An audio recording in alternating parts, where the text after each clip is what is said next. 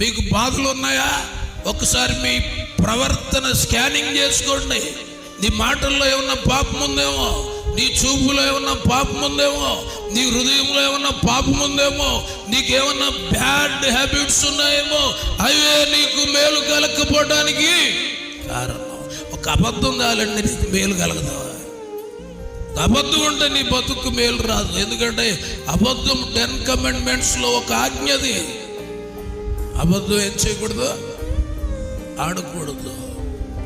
పొరుగు వాని మీద ఏ సాక్ష్యం చెప్పకూడదు, అబద్ధ సాక్ష్యం చెప్పకూడదు. కొన్నిసార్లు కొన్ని పొరపాట్లు చేసేసి దాన్ని కవర్ చేసేసుకోవడానికి ఆ సాక్ష్యాలు చెప్పేస్తుంటాం.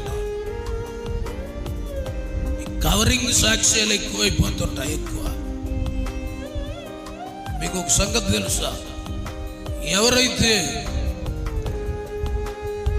ఈ తప్పుడు సాక్ష్యాలు చెప్తారో వాళ్ళు జీవ పునరుత్థానం నుంచి ఏమైపోతారు? బయటికి వచ్చి తీర్పు పునరుత్థానంలోకి వెళ్ళిపోతారు. అబద్ధాలు ఆడితే నువ్వు తీర్పు పునరుత్థానంలోకి వెళ్ళిపోతారు.